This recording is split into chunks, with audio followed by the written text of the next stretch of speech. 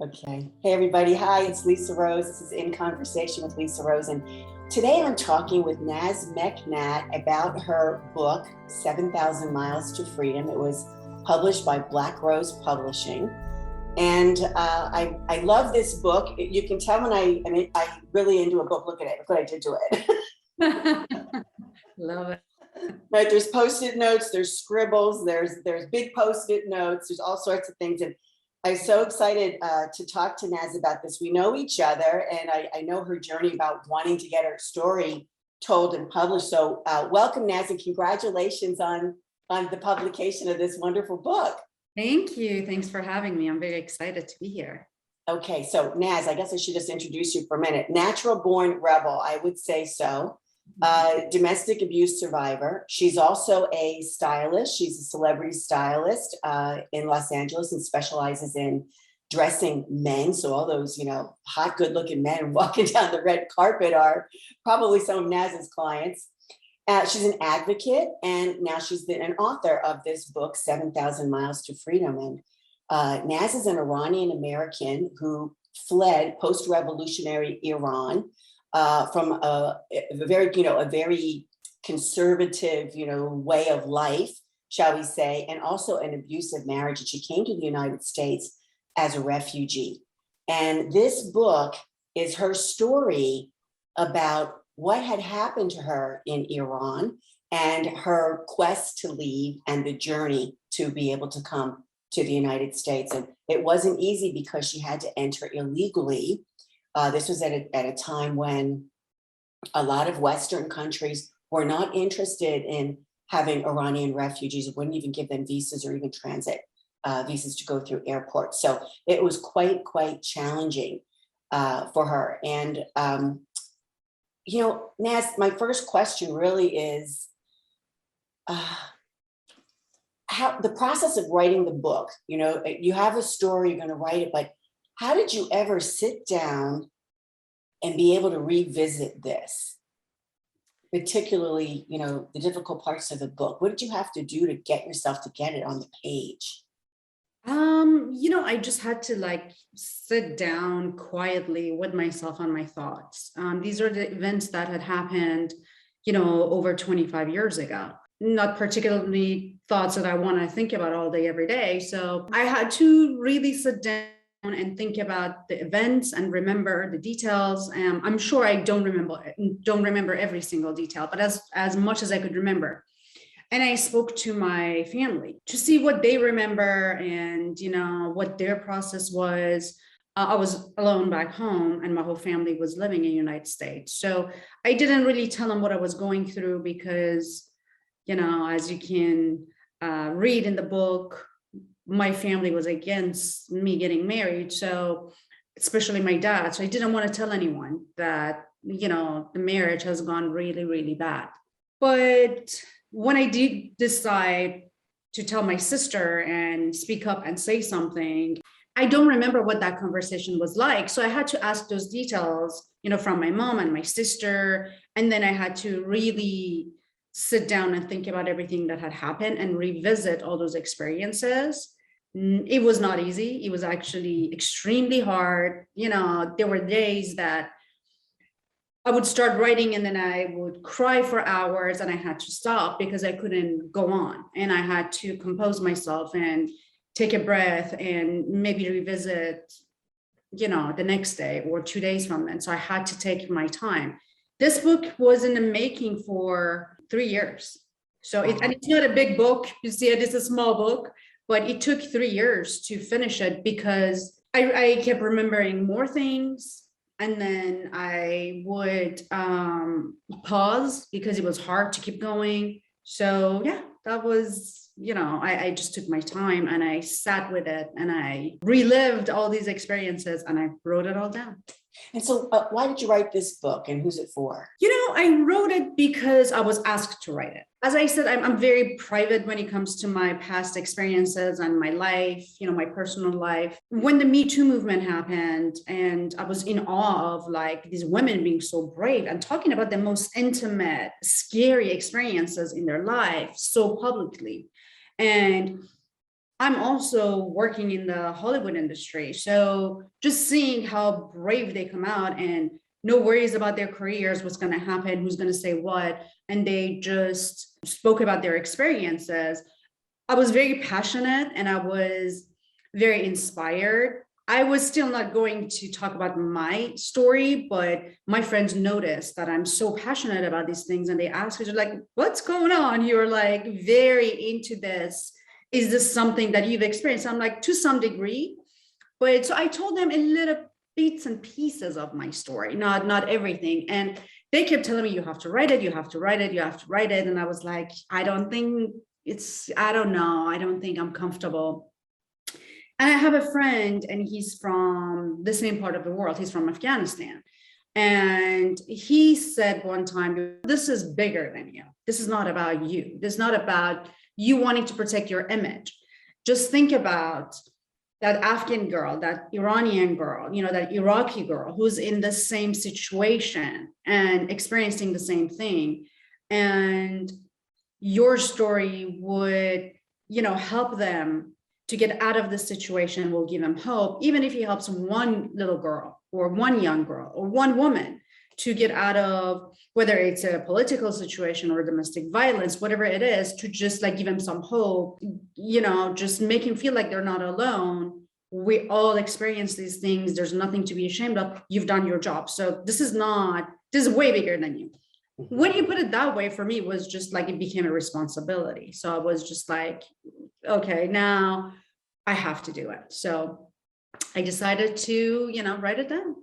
So let's talk a little bit, for the benefit of the people that are viewing who might not know, what was it like growing up in, post-revolutionary Iran after the mullahs secured power, particularly as a young woman? Honestly, first when you're growing up in an environment, I was only 4 years old when the revolution happened. So I don't remember, pre-revolutionary Iran. It's just like what my dad and my mom, told me stories, and my siblings are a lot older than I am. So they would tell me how it was. I've just heard stories. However, we still, even though we didn't have access to, Hollywood films and, these were all illegal, and, the Western culture, you would still get it illegally. There were people who would have these VHS tapes that, it was in black market that you could rent and watch the movies. And anybody who traveled outside of Iran would smuggle like magazines or things like that. So little by little, you get, exposed to what life is outside of Iran. My oldest sister moved to America when I was only like 5. So she would bring things and she would tell stories and she would have pictures. And little by little, my curiosity was just like, getting more and more that, wait, there is a whole world out there. And people my age are living free. They can speak free. They can dress the way they want. They can express themselves the way they want. So I started noticing that, and my family wasn't like very wealthy and rich. So we weren't like taking summer vacations to Europe. Other families would, like, they would go to Germany or France or Italy. So they were more exposed to it. So they would come back and tell stories. So it got harder when you find out that there is a better life out there in other parts of the world, but you don't have access to the same freedom and to the same rights that, everybody should have. It just makes it really hard to accept what's being, pushed on you and what's being asked of you, to forget your rights as a human, as a woman, and do as we ask you. So dress the way we ask you to dress, speak the way we ask you to speak, do not express yourself. It was just like very suffocating. So it became, every day just became worse and worse and worse. So yeah, it's hard. It's hard to see everybody's, living their best life out there, and you live in a country that all your rights are taken away. I was noticing in this book as I was reading it that there's like themes, that have been going through at least this portion of your life, rebellion, questioning authority. So those were some of my favorite pages, by the way. And, being, having to suffer false accusations, betrayals, escape, self-determination, taking risks, actions to feel free. And on page 42 in this book, you share an experience in high school where you had felt so much despair about a situation, including, your mother not supporting you in it. You attempted to take your own life, and you talk about it in the book. And I'm wondering, in the midst of that type of darkness and despair, what would you say to someone who's thinking about that for themselves now? First of all, I was very young compared to now. Right. In my teen years, and I think I was 16 perhaps.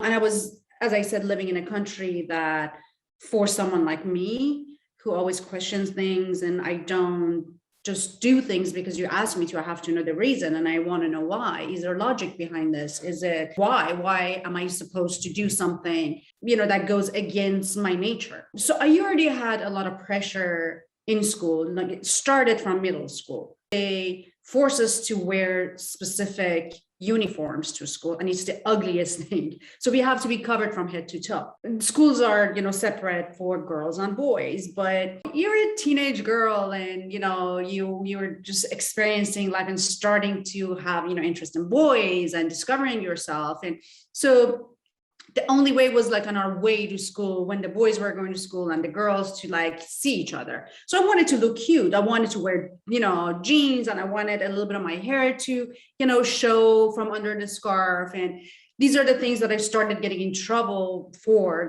in middle school, because I would break the standard of how a girl should look like. Mhm. And so there was a lot of pressure. And then starting to questioning the principals and the teachers in high school about, why are you forced to learn Quran? I'm not a religious person. I don't believe in any of this, but I was forced to learn Arabic, and I was forced to, study Quran. And these are the things that I didn't want to be forced to do, and speak so highly of the supreme leader when it went against my beliefs. So all these things just piling up. My mom, as I said, I'm the youngest, and my siblings, I have, 2 sisters and a brother, and they're all 2 years apart. And I'm 11 years, 9 years, and 7 years apart from each one of them. Mhm. So I feel like, when I came along, the attention that I needed from my mom, that I thought as a kid that I deserved and I needed to get that kind of attention, I wasn't getting it. Mhm. The support and the attention. Not understanding how much pressure my own mother was under to protect my brother in a country that, the religious police was after him, because he was also a very, young person in a country that forced the boys to, it was mandatory to go and serve in military. And a lot of them didn't come back because we were in a war with Iraq for 8 years. Yeah. And he wanted to be a teenager. He would go to parties, and the religious police kind of had a target on his back. So they had to protect the only son they had. And then I started causing trouble in school. So my mother was under a lot of pressure. My dad was a very hardcore, very strict person. So he would put pressure on her to control me. And I was uncontrollable when it came to questioning the authorities and being a rebellious kid and doing things my own way. So when that incident happened in high school, and I didn't get the support from my mom the way I wanted it, and she felt like disciplining me the way she was disciplining me was the way to go. It was just all so much that at that moment, I felt like I don't have my mother's support. I can't be myself in this country. Every day I go to school, I get in trouble. And, as a teenager, you think this is the end of the world. You're not thinking, you got to grow up, you're going to get older, things are going to get better, you're going to have control of your own life, and you can change things. This is not, and hormones are going crazy, this is not a 16-year-old can think rationally. Mhm. So unfortunately, yeah, I did take a bottle of painkillers. What I would say now is oh my gosh, that was not a wise thing to do. That was very dramatic. Even if you are under a lot more pressure than I was, and even if you're facing something that's a lot more serious than what I was facing, your life is precious. And anybody who's going through something like that feel like I don't want to be alive anymore, I just have one thing to say: things change. Things don't stay the same. It does not. It definitely does get better. It definitely does get better. You just have to, ride this wave. Just as hard as it is, when you're in these situations, have a little hope and just know things definitely would get better, and ask for help. That's the most important thing. Talk to someone and ask for help. I didn't talk to anyone. I didn't ask for anything. And I took matters to my own hand, in my own hand. And it was just like, it could have been easily resolved if I just spoke to someone and if I told someone how I felt and what I was going through. The biggest thing is ask for help.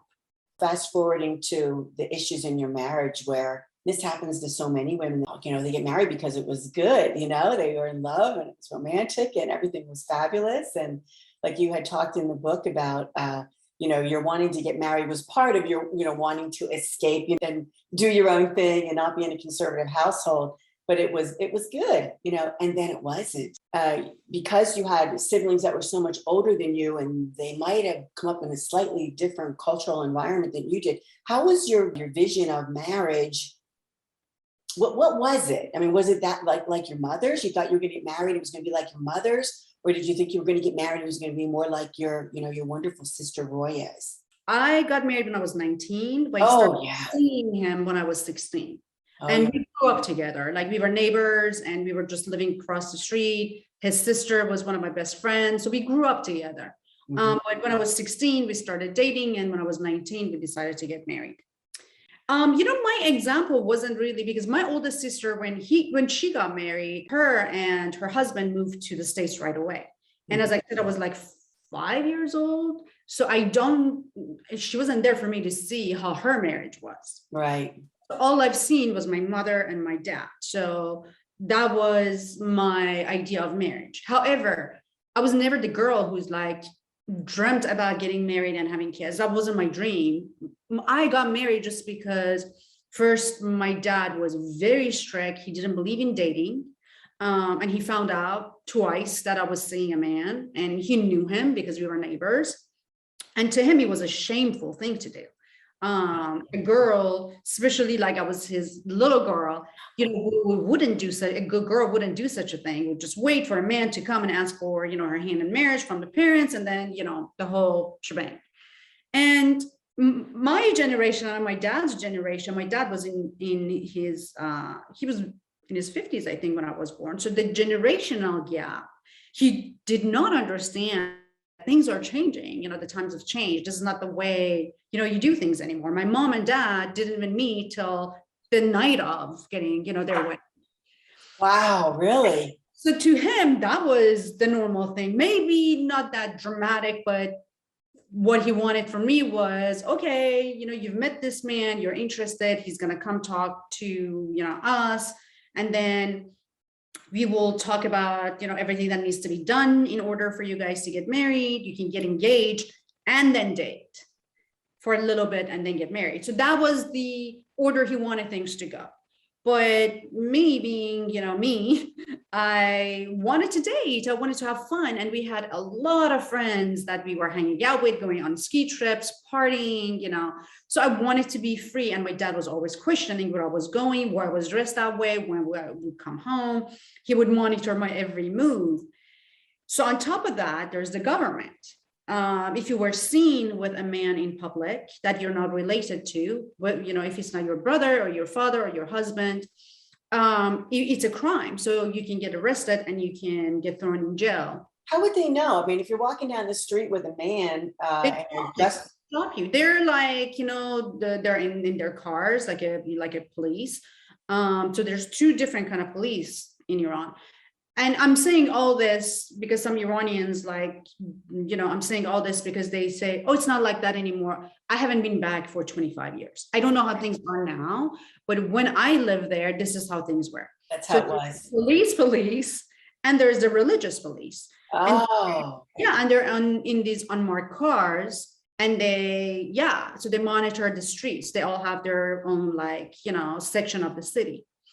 And if they see a young girl walking with a young boy, they get out of the car, they stop you, and they question you. And then you have to show IDs. You have to, have some sort of document that shows you're related. And if you're not, and if you can't, show them anything that it's my brother, it's my, husband, you get arrested and you get thrown in jail, which is. For people that are watching that are from the West or that are American, you see why it's so important to have a separation between government and religion. My country is very extreme. It's just because when, the revolution happened in 79, and, we were just like any other countries. We had we were free. If you wanted to wear a hijab, fine. If you didn't want to, fine. We had bars, we had, clubs. Anybody who wanted to drink alcohol could go and buy alcohol. Anybody who was religious and didn't want to. So it was a free country. It's just like after the revolution that it just like the extremists took over, and they're like they're using the religion to control people. So in their book of law is that, it's very inappropriate and it's against the religion for a young girl or not even young. If you're a woman and a man and you're not related, you can't even walk down the street together. Why even talking? And in the book, I speak about when I was 13, I got arrested because I was just talking to a neighborhood boy. So because of all this, crazy situation in the country, and with my, dad being so strict, I wanted to get married to just be free to do the things I wanted to do. I thought if I marry this man, my dad is not going to stop me from traveling with him and my friends, going to the parties, because now I'm someone else's responsibility. I'm not, his responsibility anymore. I thought life is going to be so much better.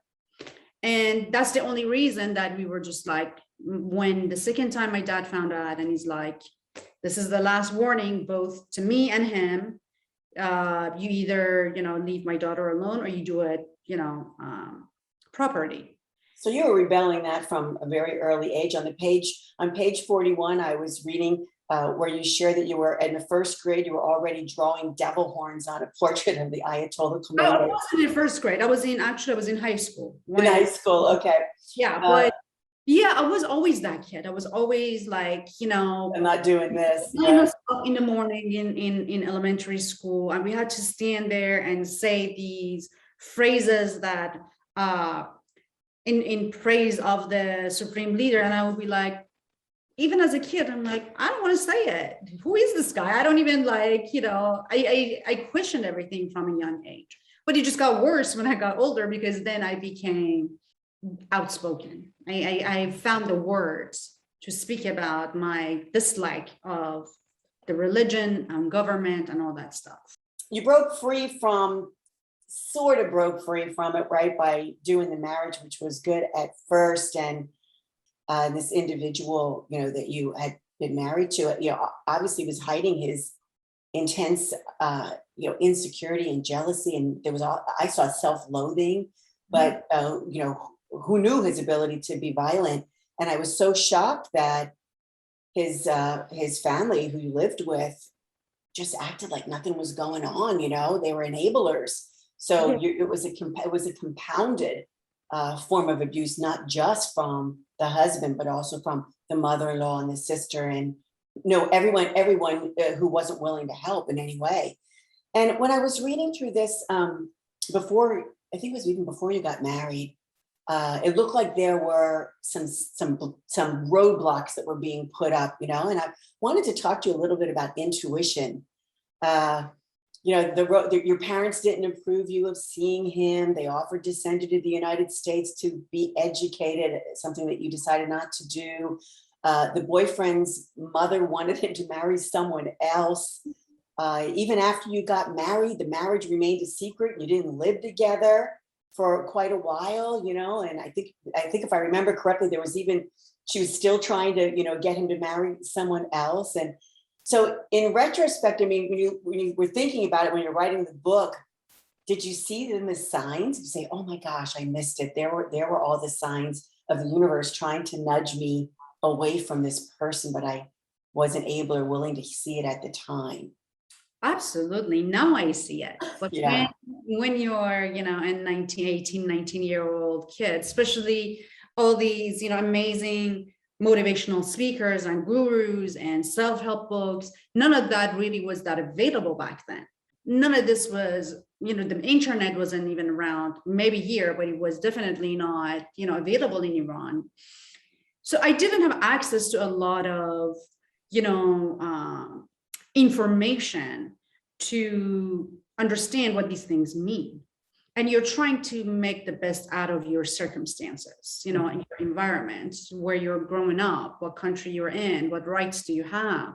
I tried to make the best out of that.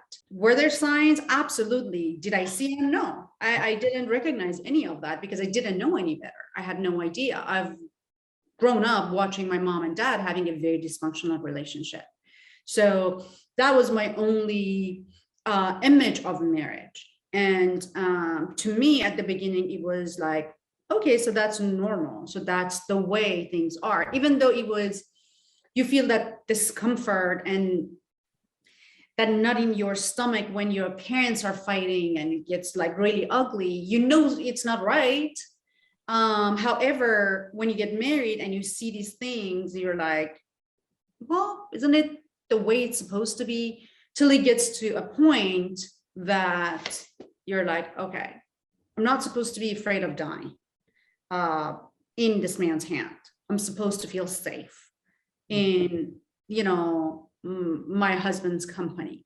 He is supposed to be, so little by little, you start, you're getting older and you start to, understand that something is not right. And the minute I found out that something is wrong, seriously wrong, and this is just not safe for me anymore,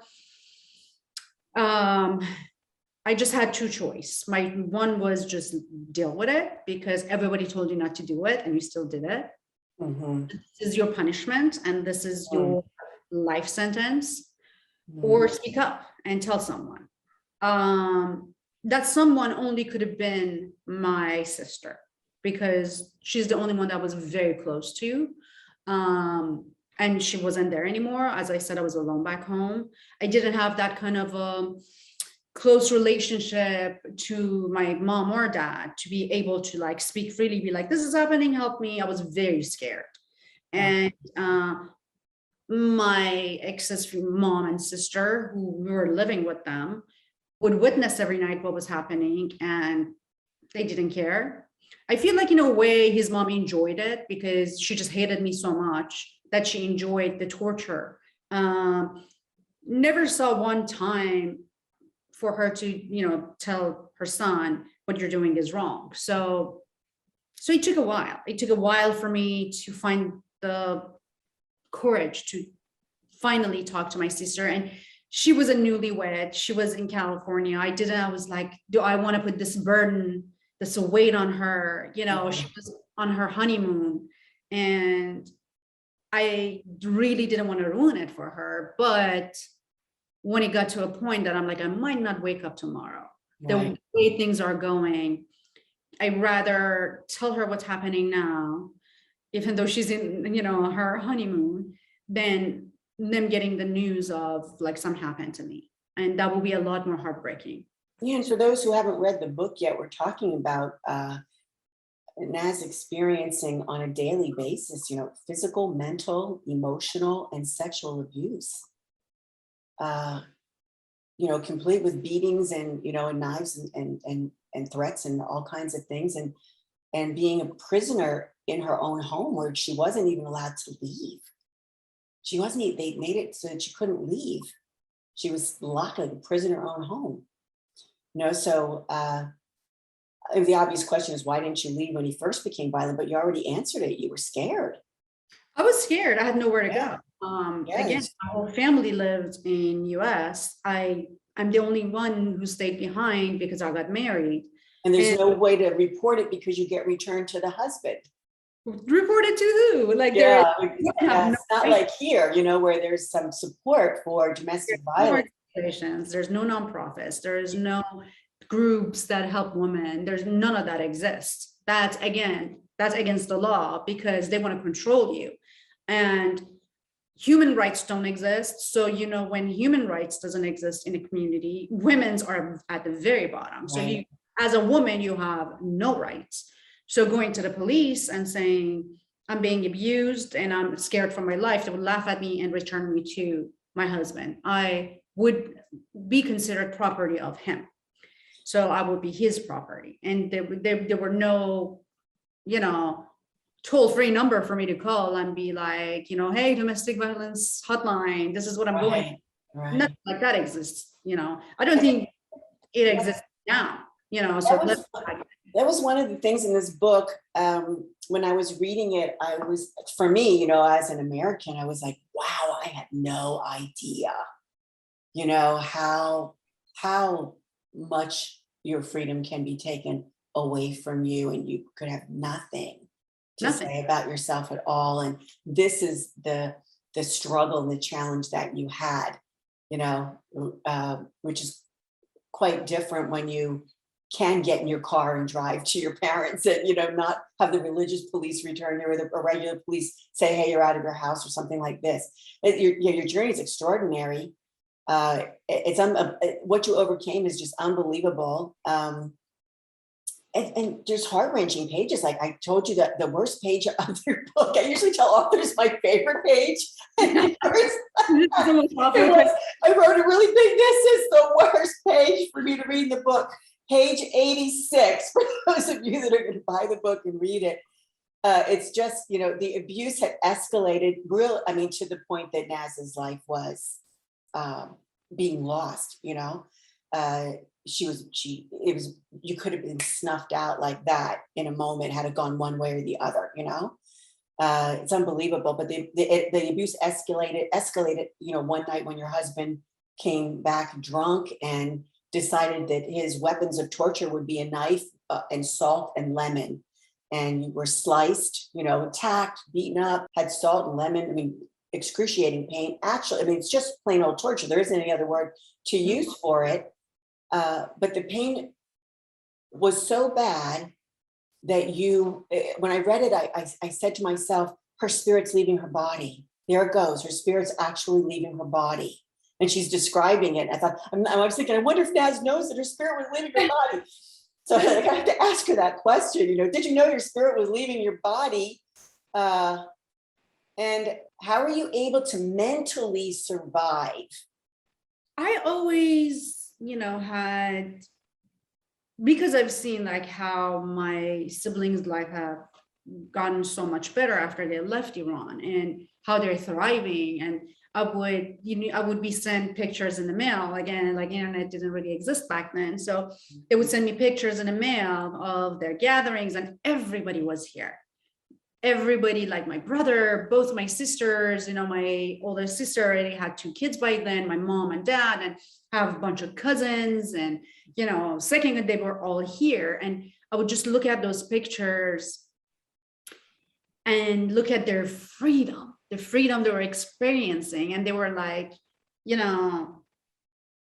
dancing, partying, laughing, dressing the way they wanted. And I just had a little bit of a hope. And I'm like, I am a part of that family. I'm loved.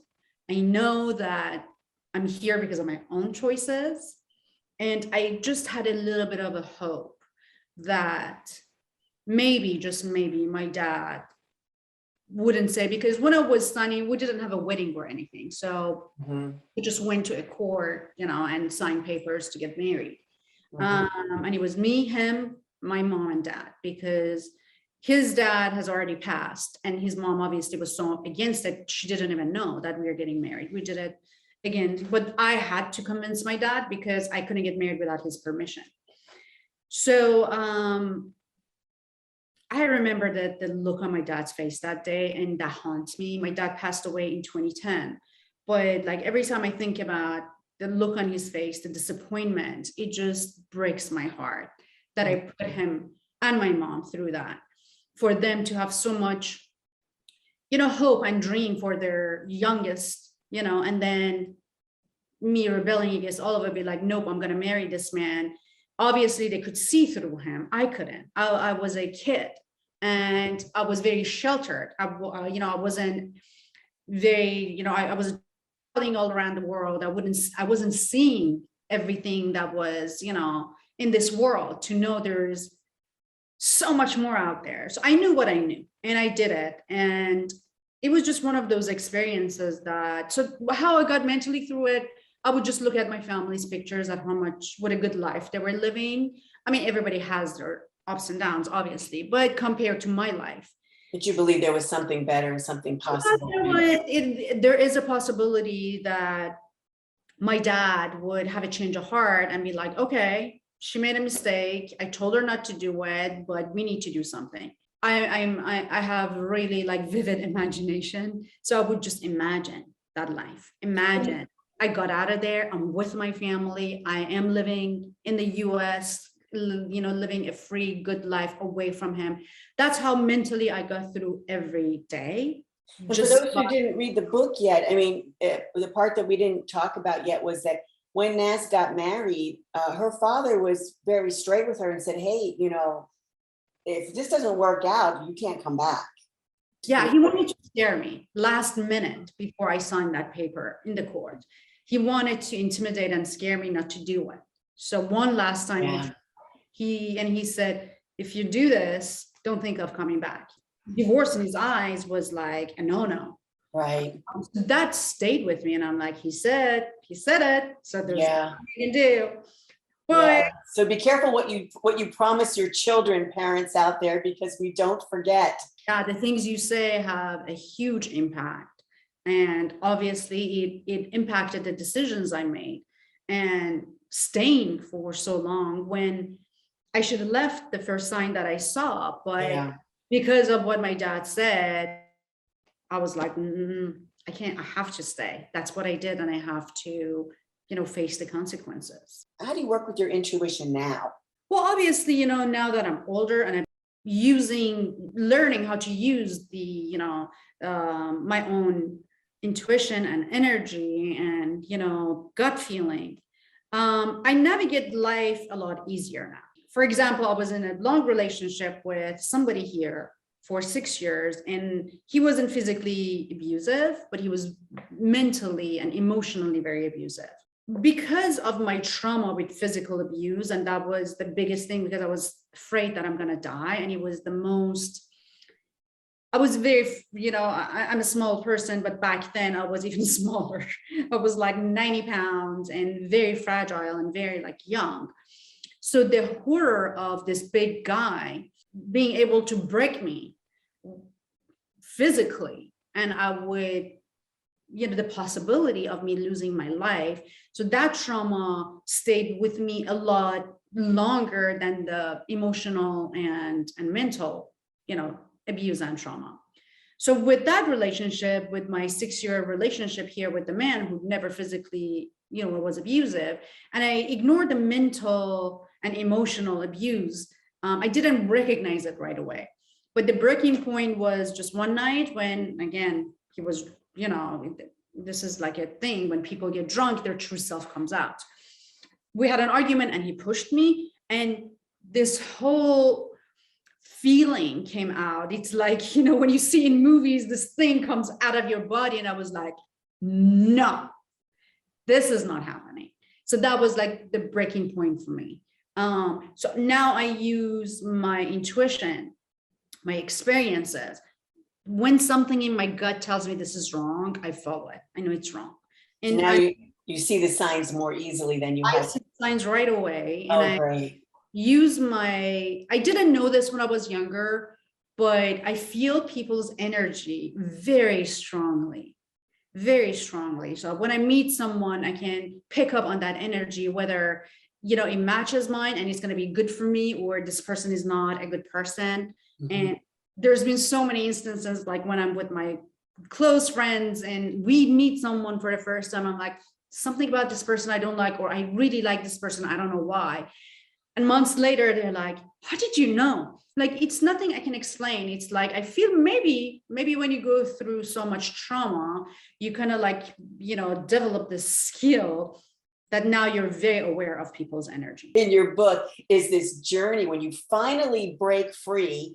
You're no longer a prisoner in your marital home. You through a very, you know, ingenious strategic operation with, you know, some friends and some family's help, you know, you managed to be able to escape and get to Turkey, which was a little easier because they didn't require the visa, and then got stuck there in a place that you don't even speak the language. But the cast of characters, I mean, really, Naz, this is a movie, right? Like with all these, and I just saw them as characters, on the page, even though they're real people to you. I was like, and there's this one, and you described them perfectly. But there was this thread of betrayal, this icky predator-like behavior where everybody wanted you either, be their mistress or their one-night stand, or even the marriage proposals in return for the favors. There was always a loaded agenda with everybody who came. Everybody had a hidden agenda. And when you're so young and you're so naive, I obviously try to fight it off in my own way and find a way to let these people know it's not going to happen. Yeah. But it's so hard when nonstop. And as you said, I'm in a foreign country. I don't speak the language. I'm not familiar with anything or anyone, and stuck there. I can't go back home, and they're not letting me to come to US to be with my family. And you get betrayed and you get promised these things. And then they're like, give me this first, then I might help you. Or you find out they're lying and they never wanted to help you. I'm amazed sometimes that I didn't actually become a lot more bitter. I don't know, the view of the world didn't become so dark because everybody one after another just wanted something. You see a naive young girl who's in a really bad situation and you try to take advantage of that. It's I don't know. I feel like it could have turned out a lot worse. And I say in my book, I don't think anybody would have blamed me for just getting dark and sinking more and more in that dark hole. But I knew what would be waiting for me if I just get through it. Well, it was quite a journey to get there.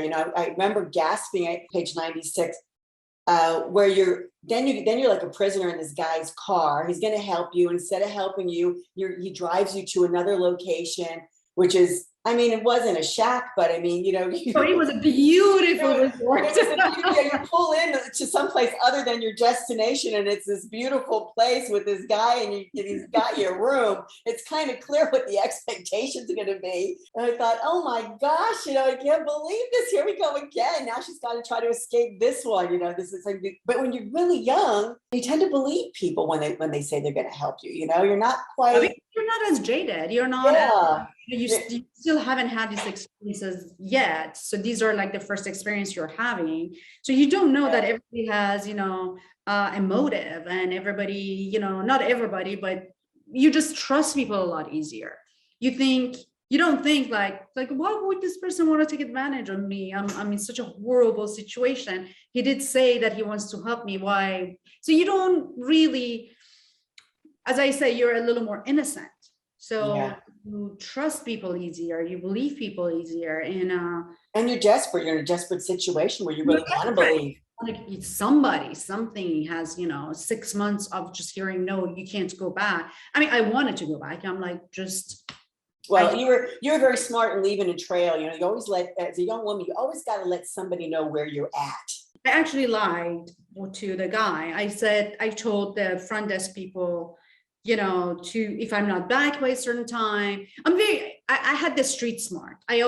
Growing up in that, country and in environment. So I became very street smart. And my dad also was very street smart. And he always, I remember every evening we would sit down in a living room and, we had to watch I don't remember, maybe 9 o'clock news, 7 o'clock news with him. And then he always had the newspaper for that day, and he would read it and he would pass it on to us. I developed this skill of being aware, always being aware, and having a little more of a street smart, trying to navigate my way through, life. So even though I wasn't very experienced, when that guy took me out of the city in this resort and wanted to have his way and had plan of us staying overnight, all this stuff, I just knew I couldn't show weakness. He was this older man. He was a very savvy businessman. And I'm like, me sitting here crying and begging him to take me back is not going to do the work. So I decided I am going to tell him that I told people in the front desk who knew he was, because he was a very well-known man in the city, that if I'm not back by a certain time, they should be worried. Mhm, So that scared him. mhm. But I didn't tell anybody like where I was going, who I was going with. I just had to make up something to scare this man to return me to my hotel and to the city. So I feel like even though I was very young and naive and unexperienced, because of my dad, who was very strict and had his own way of us, having to do things a certain way, it had made me aware and make me alert of my surrounding and how to survive. And if it wasn't for that, I don't know if I'd survived everything that had happened. Yeah, that's clear in the book. I mean, you have natural survivor skills. I Yeah. tried. And I was wondering too, as I was reading it, I was thinking, wow, how could she trust again, after just that betrayal after betrayal and lie and being set up and even money stolen and I mean all kinds of stuff. I'm telling you people, it's a movie, get this book. And I thought, yeah, that was my question. I thought, well, how will you ever trust somebody again? I mean, obviously you were younger then, you're older now, and so you had a lot of time to work on it. But did you have to work on it, or did you not really lose your trust? Say that I lost my trust, but I definitely became a lot more careful, smarter in a way that I don't trust so easy. But I know one of my guy friends asked me, he's like, do you hate men now because of everything that happened to you? I'm like, no, absolutely not. I don't think all men are bad and all. I'm like, that, Right. no, you don't think that way at all. And I don't approach life with like, oh, I can't trust anybody and I have to be, but I'm a lot more aware and I'm a lot more. That 7,000 Miles to Freedom, right? So the freedom is on the title of the book. You talked about wanting to get married to be a little more free. Then you made this journey to the US. What a journey it is. It's like an adventure, really, to be free. And so you come to California and you got to see that the freedom that you saw on the media and the pages is real. And I just was wondering, what does freedom mean to you, and how is it different of your vision of it when you were in Iran to how you experience it now? Just being able to speak your mind without having the fear of you're going to get, arrested and thrown in jail because of your views. Just being able to express myself in, what I believe in, how I would like to dress, how I like to look, and how I like to live my life. People don't understand these little things means so much when it's like, when you don't have it and when it's taken away. Yeah. If you've lived this way your whole life, you don't understand it. You're like, what do you mean? And I don't expect people to understand how life is in a country like Iran or Afghanistan, where every single move you make, every single word you say, everything is monitored, and you can get in trouble for the simplest thing. For the most basic human thing, you can get in trouble because you're not doing it the way the government is asking you to. It was just so awkward and strange at first when I arrived here, not to be forced, or in Turkey, actually, when I got in Turkey, not to be forced to wear a hijab. It was just like, I can take this off and nobody's looking at me weird and nobody's, So it's just like having the smallest freedom, the smallest things that gives you freedom. Being able to have a glass of wine in public. Really, I'm not going to sit here and talk about, all these like foo-foo, things. It's literally the most basic things that everyone should be free to experience, just having those things. The other thing I wanted to ask you was about assimilation into another culture. So for you, when you came, I mean, did you feel the need to abandon Iranian or Persian parts of yourself in order to assimilate? I didn't need to do it, but I did it. You did it. Okay. Yeah. What did you do? What did you like? What parts of yourself did you let go of or abandon? I didn't have an Iranian friend for years. And Los Angeles, Southern California has the biggest population of Iranians outside of Iran. That's right. Not like it's hard to find. We are everywhere.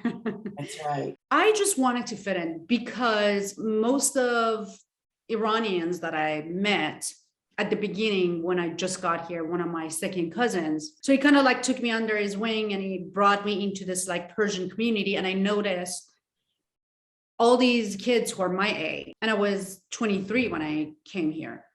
They've all lived here for, they were literally like children, 2 years old, 3 years old when they came here. Some of them were born here. So they were way ahead. And I felt embarrassed because I was still so Iranian and I didn't know how to navigate this. And it sounds very strange, but it was harder for me to hang out with Iranians in America than Americans. I felt like Americans were like less judgmental because it was just like I was like this creature they just met and they wanted to know more. Oh, your accent, where are you from and what's your story? And and I'm not saying the Iranian community wasn't welcoming. It was just it was me that I felt like I don't fit because they're my people. We're the same, from the same culture and country and everything. But I felt like I was so behind because they grew up here. They went to school here. And I was that girl fresh off the boat. With the American culture, I was just new to this country. With the Iranians, I was just that girl who was just like, whoa, you just came here from Iran. And it was just very different. So I wanted to catch up. I wanted to be as American as I could, as fast as I could. I just kind of, all my friends were American. I started, working at a department store. That was my first job. So I just met all these girls my age, but they were all like, maybe they were from different backgrounds, but they were like, they were born or raised here. So I found my place a little easier within that community than the Persian community. I didn't listen to any Persian music. I didn't watch any Iranian movies. As I said, I didn't have any Iranian friends. I didn't go to any gatherings. And then when I started writing the book, it all started coming back, that how much I missed my roots and my culture. And, talking to people who get it when I say things, now that I'm comfortable in America, now that I know where my place is, who I am here, I have a career. Now that I know who I am here, I just started missing my culture. I started missing, watching the Iranian movies in in Farsi and listening to the music and connecting with my culture more. And I started embracing that. This is so significant that, I've lived 23 years in Iran and now I've lived 23 years in America. Yeah. So it's just like, I feel both. I can say that, I'm this more than I'm that. Now I embrace both. Now I embrace the best of my culture and my traditions and take, what being American means and feels and combine the two. And I try to just enjoy both of them. Well, here, in the United States, there's a lot of examples, right? Like you can go to Little Italy in New York City and you can see, Italian Americans and how they hang on to their Italianness, but yet they have all the opportunities that they wouldn't have there that they have here. Imagine it's the same for Iranian Americans. You get to be able to celebrate and express yourself fully as someone with an Iranian culture or Persian culture, and there's no problem. You can do it as you like. I feel like it can be a little strange thinking I'm this and I'm that and I'm both. I'm not just American. I'm not just Iranian. Yeah. It's a strange feeling to think I'm both of these things and I speak both languages. Mm-hmm. We celebrate Christmas and Thanksgiving, to the full extent, I feel like we celebrate Christmas more than, Americans celebrate Christmas. Yeah. Just because I have a blended family. My sister is married to an American. The kids are American, my family is very blended. And I love this time of the year. I feel like, you know, the connection I have with my family around this time, the time we spent together, the smell in the air, the lights, decorations, it's just like makes me so happy. And I was thinking the other day, I'm like, when did I become this person who loves Christmas? But, and I'm so not religious. I mean, religious. I don't believe in any religion. So it's not about the religion for me. It's just like when people come together, everybody's happy. It's a celebration. But in March 20th is Iranian New Year. So that's our biggest celebration. Yeah. And I love that as much as I love, you know, the celebration around Christmas and New Year here. You know, we celebrate our New Year in a very big way. Start of spring, it has a lot more like deeper meaning, you know, than, you know, when the New Year starts and all that. But now I get to enjoy two things, you know. Yeah, that's interesting. See, I think you're fascinating. Oh, thank you. Yeah. So you come here. Who are the helpers in this journey? You could pick a couple of people and say, wow, if it wasn't for them, I really couldn't have made the journey. First and foremost, my sister. Oh my gosh, she is the biggest, most important person in my life. And I can speak about her without getting emotional. Yeah. She saved my life more than once. As you read in the book. Yes. She saved my life more than once. And she still to this day continues to be my biggest supporter, my safe place, and my brother-in-law, the man she married. He helped. If it wasn't for the two of them, I wouldn't be here. They worked so hard. They spent a lot of money and they worked very hard on my behalf here to bring me here and put their lives at risk. I couldn't expect a brother-in-law, an American guy who is so American, to put his, and has never met me in his life because I was back home when they got married, to fly across the world to meet me for the first time and bring me here and risk his life the way that I talk about it in the book, the things we went through. They're angels to me. I mean, I'm like, you guys are not even people. You are from a different world. And I tell them every day, every time that I see them, that how grateful I am because of their existence. But I really hope that I can pay back the sacrifices that they've made for me. I hope in one way or another, I can pay it back. The guy who helped me get a transit visa finally, even though he bothered me in other ways. But I feel like God, universe, whatever you believe in, whatever that's out there, saw my suffering and was like, I feel bad for this person. Let me put this guy, even though they're going to give me some trouble, but let me put this person, you know, in her way to somehow make this a little easier. That person was a very interesting placement in your story or character in your story. Again, he's a real person. It's not fiction. And I thought, even when I was reading, I was like, oh, this isn't going to go well, but he's got the golden ticket. So you got to get on, you got to figure out how to be able to get through the gates with this character. And if it weren't for him, you probably could still be living in the Netherlands at the airport there. And your brother-in-law, he shows up like a typical California surfer and says, okay, we haven't been on this wave before, but we're going to paddle out, Yeah, exactly. But, I wasn't stuck in a bad airport. It was a beautiful airport. And I've never been in the country. I was only been in the transit area, but it's like a whole city. Like, I can live here. Yeah. And I had to laugh at the first class ticket for a refugee on the way out. I was like, no, really?